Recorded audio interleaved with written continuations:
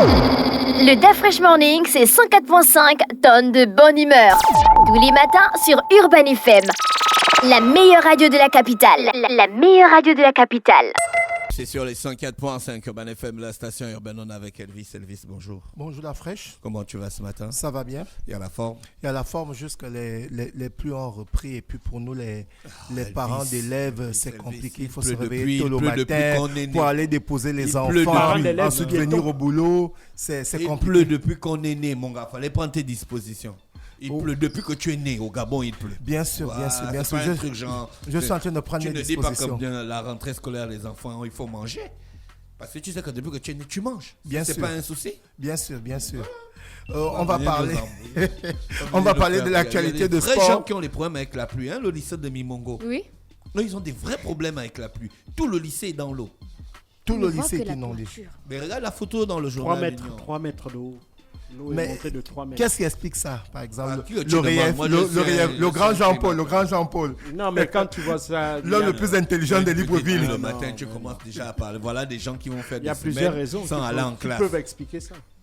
Ok, on va parler de sport pour parler de la rencontre. Champions League. Avant de rentrer en Champions League. Marseille a gagné 1-4. Marseille a gagné, c'est vrai, mais on va d'abord parler de l'actualité locale.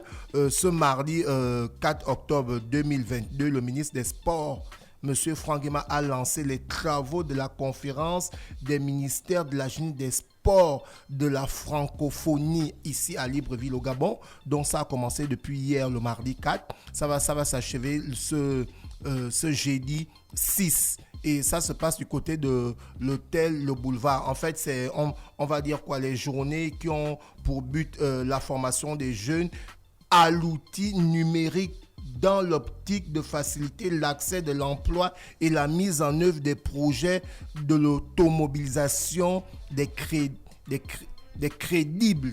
Voilà.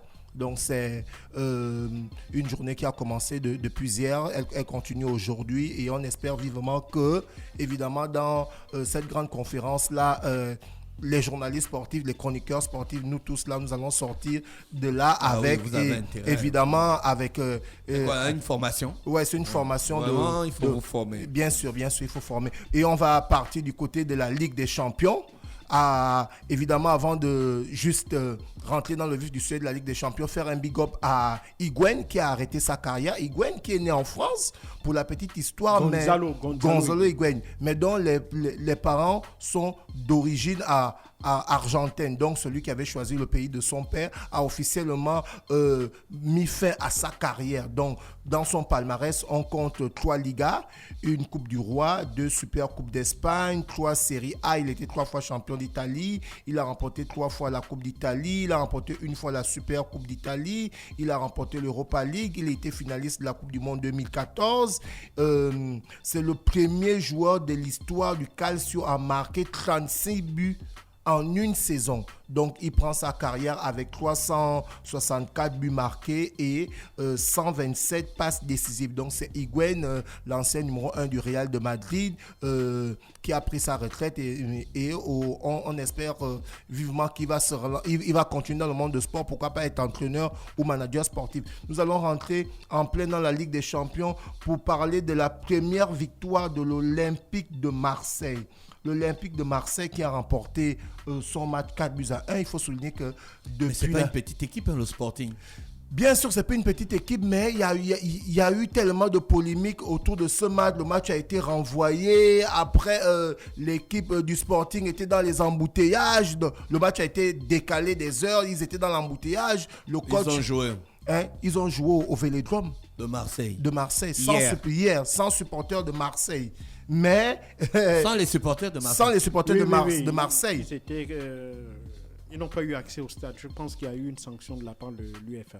Et on a souligné mardi. Lenny Dafra, tu te souviens, en parlant des supporters de Marseille, quand ils gagnent, ils cassent. Quand ils perdent, ils cassent. Regarde, pour un match de Ligue des Champions où le club est censé rentabiliser au niveau de la vente des tickets. Donc, c'est les supporters qui portent la guigne à Marseille. Plus que quand les supporters ne sont pas là, ils tapent le Sporting 4-1.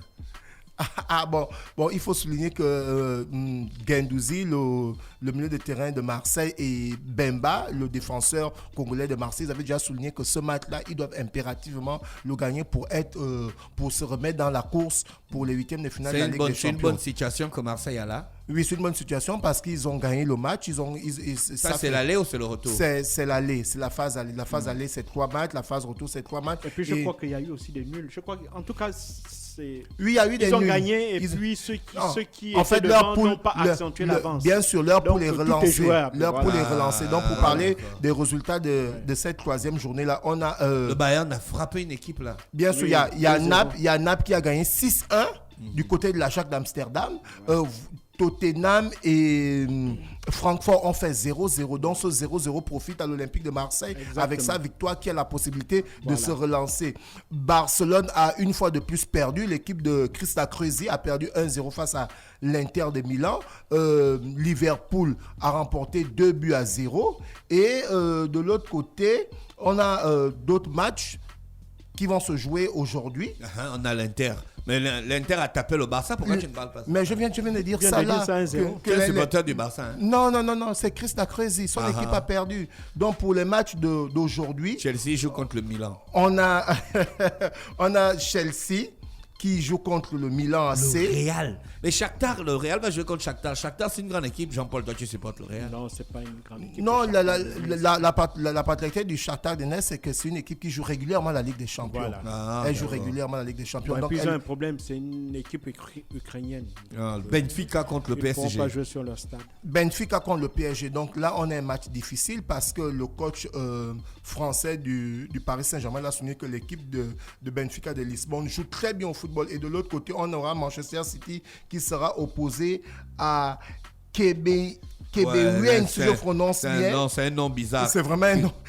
Kobenav.